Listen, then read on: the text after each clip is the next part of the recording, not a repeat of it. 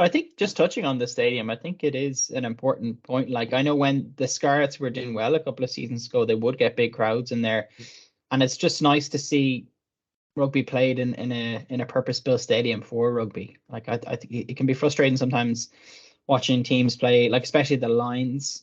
Well, we all know that they used to get huge crowds, but for whatever reason, probably because their performances on the field, they don't get big crowds anymore. And it's really there's no atmosphere when they're playing at such a big stadium like that. So it's good to see that the Scarlets have that. Now I know like it wasn't anywhere near a sellout, right? But it was still there was still a good crowd there, right? And when they're doing well, you can really build that atmosphere in such close quarters, right? There was, yeah, it's absolutely right. So the official attendance was like 6,300, which is not huge, but you have to remember a lot of context around it about how there was a Wales game happening in Cardiff effectively at the same time, which was a big distraction. And I was surprised at the gate that Wales got for the Barbars game. I thought it was going to be quite poor, but it was still 50,000 turned up for it, which Yeah. is very nearly the capacity of the Aviva, isn't it? So yeah, that kind of tells you, even in these circumstances, just how big the rugby audience in Wales is. But yeah, for the derby, uh, yeah, 6,300 I think is a good crowd.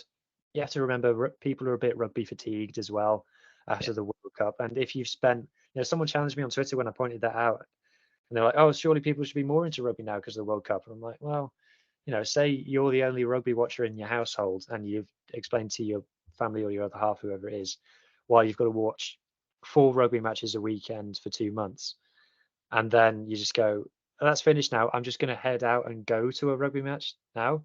How some people might feel they might not be able to do that, but it was a nice crowd, and the Scarlets are a great example of when the team's doing well, the crowds do come. I think that's it's not just a purely Welsh fan thing, but speaking to some of the people around the game in Wales, there are more fans than the attendances suggest. There are just I don't know how to phrase this in a correct way. When the teams are doing well, they do come out and they do buy the merch and spend the money in things. It's just you have to give fans a reason to get excited, and I don't blame or criticize fans at all for that. I think that's completely fair. Sport is a hobby, and if you're not enjoying it, you're under no obligation, in my opinion, to continue doing it, regardless.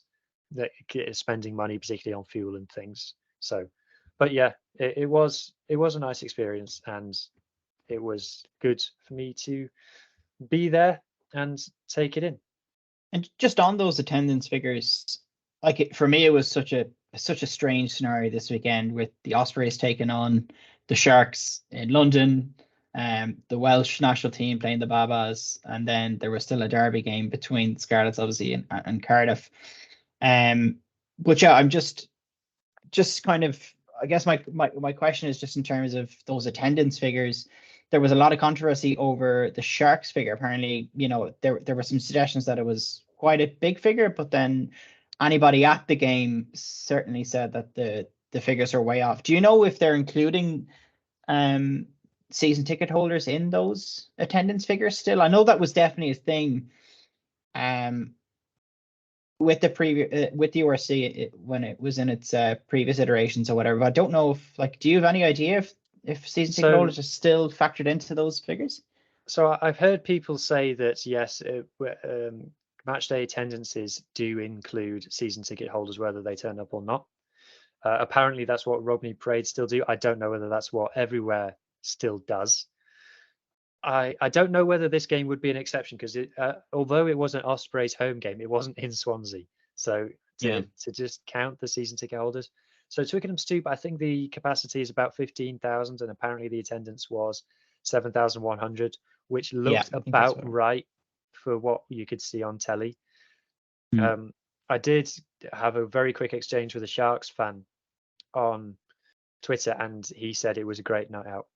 So yeah, um, I think you could call that experiment a qualified success, probably. Mm.